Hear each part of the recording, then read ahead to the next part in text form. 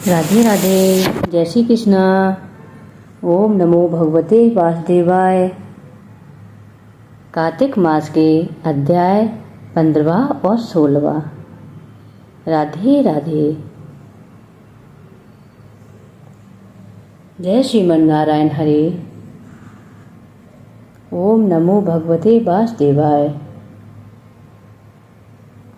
हे महाराज प्रभु, इस प्रकार वह महाबली दैत्य मारा गया तो देवताओं ने सुखी होकर भगवान शिव की स्तुति की। बोले, हे देवादिदेव, जलंधर को मारकर आपने हम पर बड़ा उपकार किया है और तीनों लोग सुखी हुए। मगर भोलेनाथ, एक अनर्थ हो रहा है।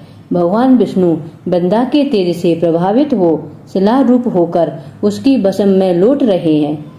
किसी प्रकार उनका मोह दूर कीजिए। देवताओं की प्रार्थना सुनकर भगवान से बोले, हे देवगणों, तुम सब भगवान की योग माया की शरण में जाओ। भगवती योग माया ही इस संकट का हरण करेंगे। उनकी आज्ञा पाकर सभी देवता भगवती योग माया की स्तुति करने लगे। हे देवी, आप आदि शक्ति हैं, संपूर्ण चराचर की उत्पत्ति, पालन और संहार करने वाली हैं। हे मातेश्वरी, सतोगुण, रजोगुण और तमोगुण आपसे ही उत्पन्न हुए हैं।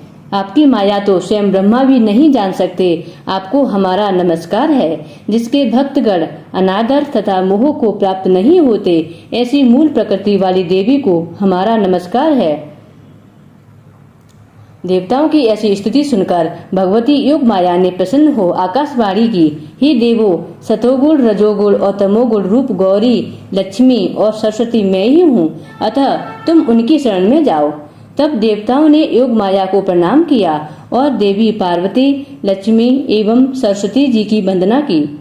तब तीनों देवियों ने प्रकट होकर उन्हें 3 बीज दिए और कहा कि जहाँ विष्णु जी वृंदा की भस्म में लौट रहे हैं, वहीं जाकर इन बीजों को बो दो।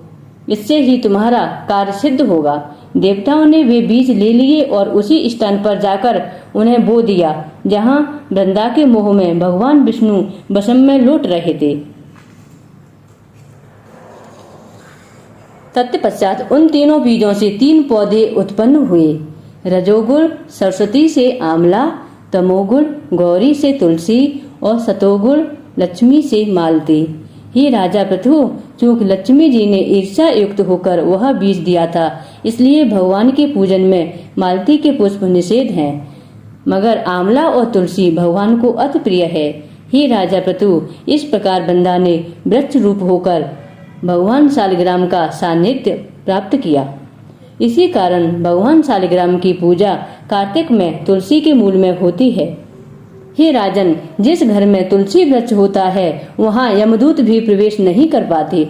जो पुण्य गंगा अथवा नर्मदा के स्नान से प्राप्त होता है, वही तुलसी के पूजन से प्राप्त होता है। कोई मनुष्य कितना भी बड़ा पापी क्यों न हो, यदि मरते समय उसके मुख में तुलसी मजरी सहित गंगा जल डाला जाए तो वह सभी पापों से मुक्त होकर सीधा वैकुंठ को जाता है। जो मनुष्य आंवले अथवा तुलसी की छाया में अपने पितरों का श्राद्ध करता है, उसके पितृगण मोक्ष को प्राप्त होते हैं। जो मनुष्य मंजरी युक्त तुलसी दल तथा आंवले का फल मुख में रखता है, वह विष्णु भगवान की कृपा का अधिकारी बनता है।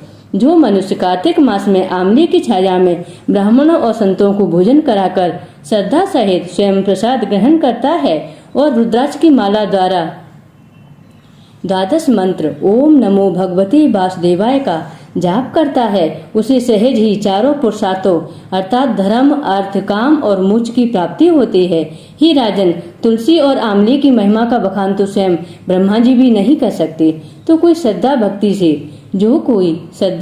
से इस कथा को पढ़ता है या सुनता है, वह भी अंत काल में मोक्ष का अधिकारी बनता है। बोलो श्री हरि नारायण की जय। तुलसा माता की जय। श्रीमन नारायण नारायण हरि हरि, तेरी लीला सबसी न्यारी न्यारी, हरि हरि। भजमन नारायण नारायण हरि हरि, श्रीमन नारायण नारायण हरि हरि, श्रीमन नारायण नारायण हरि हरि, भजमन नारायण नारायण हरि हरि। बोलो विष्णु भगवान की जय, लक्ष्मी नारायण की जय। 15वां अध्याय संपूर्ण। 16वां अध्याय। ओम नमो भगवते वासुदेवाय। बोलो तुलसी माता की जय। यहाँ तक की कथा सुनने के पश्चात महाराज पृथु ने महर्षि नारद को श्रद्धा से प्रणाम कर कहा, हे महामुनि, कार्तिक मास में भगवान विष्णु की पूजा का महात्म सुनकर मुझे बड़ा आनंद आया। हे ऋषिवर, अब यह बताइए कि इस माह में किसी अन्य देवता की पूजा भी होती है? यदि होती है तो उसका क्या विधान है? यह सुनकर नारद जी बोले, हे राजन, आश्विन शुक्ल पूर्णिमा को ब्रह्मा जी का व्रत, कार्तिक कृष्ण चतुर्थी को गणेश जी का तथा अष्टमी व अमावस्या को लक्ष्मी जी का व्रत किया जाता है। जो कुंवारी कन्याएं सुयोग्य वर की इच्छा से कार्तिक मास की चतुर्थी को गणेश जी का कर्क चतुर्थी व्रत करती हैं, उन्हें सुयोग वर की प्राप्ति होती है। यदि विवाहित स्त्रियां इस व्रत को करें तो उसका सुहाग अटल रहता है। हे महामुनि, कृपा कर यह बताएं कि इस व्रत के करने की विधि क्या है? राजा पृथु ने पूछा। राजन, व्रत करने की इच्छुक कन्या अथवा स्त्री को चाहिए वह प्रातः काल स्नान आदि से निवृत्त होकर चंदन आदि से गणेश जी का पूजन करे, फिर सायंकाल भी गणेश जी का पूजन करके चंद्रमा के उदय होने पर उसे अर्घ देवे, तत्पश्चात भोजन ग्रहण करे। हे राजन, सद्वा स्त्रियों को अपने सुहाग की रक्षा के लिए यह व्रत अवश्य करना चाहिए। अब मैं तुमसे इस व्रत का इतिहास कहता हूँ, ध्यान पूर्वक सुनो। नारद जी ने कहा, प्राचीन काल में भद्रावती नामक एक नगरी में सुधर्मा नामक एक राजा था। उसके 4 पुत्र और 1 पुत्री थी। पुत्रों के नाम रविदत्त, सुशर्मा, जय शर्मा और सुशोभन थे और पुत्री का नाम वीरमती था।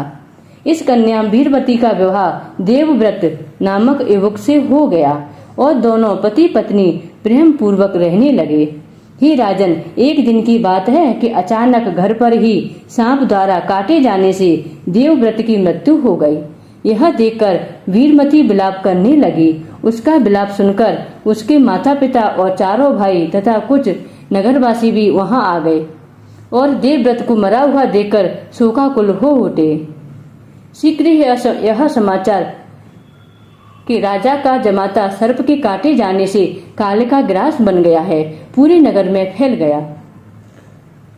उसी समय पुलस्त मुनि अचानक ही वहां पर आ गए और समाचार पाकर राजभवन गए। उन्हें देखकर राजा ने हाथ जोड़कर उनका अभिवादन किया और दुखी स्वर से बोले, हे महाराज, कौन से पाप कर्म से मेरी यह कन्या युवावस्था में ही विधवा हो गई? तब त्रिकालदर्शी महर्षि पुलस्त ने कहा, हे राजन, संकल्प लेकर भी तुम्हारी कन्या ने भगवान श्री गणेश के व्रत की उपेक्षा की है, जिसके कारण यह वैधव्य को प्राप्त हुई है। हे राजन, रिद्धि सिद्धि के दाता श्री गणेश जी की जो उपेक्षा करता है वह इसी प्रकार कष्ट पाता है। इस संदर्भ में मैं तुम्हें एक प्राचीन इतिहास सुनाता हूँ। एक समय ब्रह्मा, विष्णु, महेश और इंद्र आदि सभी देवता दैत्य के विनाश का उपाय सोचने के लिए एकत्रित हुए। उस समय ब्रह्मा जी ने कहा कि श्री गणेश चतुर्थी का व्रत संपूर्ण विपत्तियों का विनाश करने वाला है। तब सब देवताओं ने कार्तिक के कृष्ण पक्ष की चतुर्थी का व्रत किया, जिससे दैत्यों पर विजय प्राप्त हुई। तत्पश्चात सब देवताओं ने श्री गणेश जी से कहा, हे विघ्नहर्ता, आपकी कृपा से हमने विजय प्राप्त की है, अब आप कृपा कर वर मांगिए। तब श्री गणेश जी ने कहा, हे देवो, यह वरदान दो कि जो स्त्री कार्तिक शुक्ल पक्ष की चतुर्थी का व्रत पूरी श्रद्धा और भक्ति से करे, उस पर सभी देवों की कृपा हो और उसका सुहाग चिरंजीवी हो। देवताओं ने ऐसा ही वरदान दिया।